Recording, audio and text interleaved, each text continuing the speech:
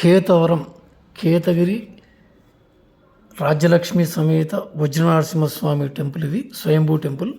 ఇది గుంటూరు జిల్లా బెల్లంకొండ మండలంలో వెలిసిన ఈ రాజ్యలక్ష్మి సమేత వజ్రనరసింహస్వామి పంచనరసింహ క్షేత్రాల్లో ఒకటి. అంటే మనకు ఒకటి వాడపల్లి, మట్టపల్లి, కేతవరం, వేదాద్రి, మంగళగిరి. వాడపల్లి మనకి ముసి కృష్ణానది సంగమం తెలంగాణలో ఉంటుంది.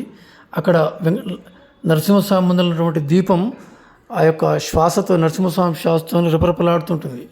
అట్లే మట్టపల్లి, అక్కడ ఇప్పటికీ ఆ గోలోకి ఆ బ్రహ్మముహూర్తంలో యోగులు మునులు వచ్చి ఆ నరసింహస్వామిని ఆరాధిస్తుంటారు. అట్లా ఇది కేతవరం. ఈ కేతవరం వజ్రనరసింహస్వామి, ఇది కూడా గోలో వెలిసిండి. ఇప్పటికీ ఇక్కడ దేవతలు రాత్రి సమయంలో దేవతలు పూజలు అందుకుంటాడు స్వామి.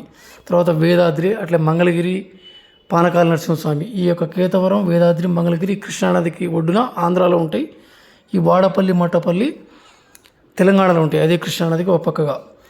ఈ కేతవరం ఆలయం చేరుకోవడానికి ఒక 600 ఫీట్స్ ఎక్కాల్సి ఉంటుంది. ఇది 11th సెంచరీలో కేతవర్మ రాజు కళలో తన ఉనికిని స్వామి తెలియజేసిండు. ఆ రాజు కొండపై ఒక గోలో ఉన్న ఈ యొక్క వజ్రనరసింహస్వామి విగ్రహాన్ని కనుక్కొని దేవాలయ నిర్మాణం చేసిండు.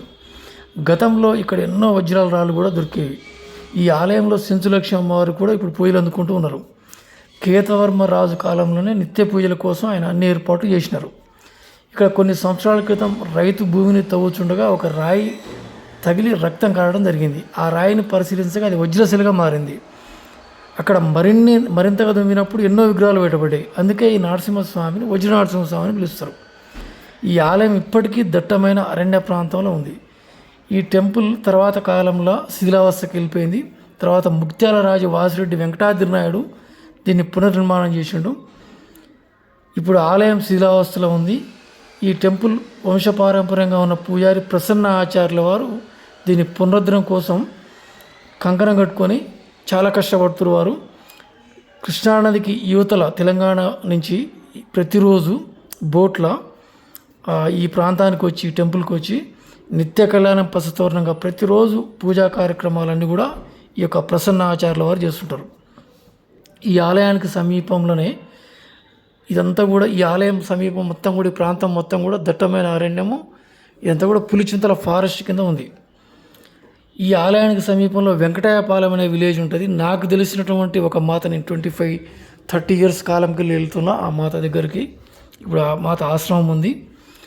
ఆమె సీతారామమ్మ 90 ఇయర్స్ అక్కడ తపస్సు చేసింది, ఆహారము నీరు లేకుండా. ఈ ప్రాంతానికి ఒక 10 కిలోమీటర్ల ప్రాంతంలో. అంటే నేను గతం ఎప్పటి నుంచే వెళ్తున్నటువంటి ఆ అమ్మవారి ఆశ్రమం ఉంటుంది అక్కడ ఒక నరసింహస్వామి సింగరస్వామి కూడా ఉంటాడు అక్కడ. ఆ సీతారామ ఆశ్రమం పక్కన ఒక జలపాతం ఉంటుంది. ఆ జలపాతం పైన కూడా సింగరస్వామి, నరసింహస్వామి ఉంటాడు. అంటే కృష్ణదేవరాయలు కృష్ణా జిల్లాలో శ్రీకాకుళం దగ్గర అముక్తమాలద అనే గ్రంథం రాసి తిరిగి వస్తుండగా ఆ మాత చెప్పినటువంటి విషయం నాకు ఇక్కడ విషయం. ఇది వెంకటాయపాలెంలో నరసింహస్వామిది. వస్తుండగా స్వామి గరుడ పక్షి వెళ్తున్న మార్గాన ఆ యొక్క హార్స్ మీద ఈ యొక్క కృష్ణదేవరాయలు వెళ్ళి ఆ ప్రయాణంలో ఈ యొక్క ప్రాంతానికి రావడం జరిగింది. ఈ స్వామిని సేవించడం జరిగింది. తర్వాత ఆ యొక్క కృష్ణదేవరాయలు ఈ యొక్క వజ్రనరసింహస్వామిని దర్శనం చేసుకున్నారు. అట్లా ఈ ఆలయానికి ఎంతో చరిత్ర ఉన్నది. ఈ ఆలయం చుట్టూ ఉన్నటువంటి ఈ అరణ్యంలో ఎంతోమంది తపస్సు చేసి ఉన్నారు. గత కాలం నుంచి కూడా ఎంతోమంది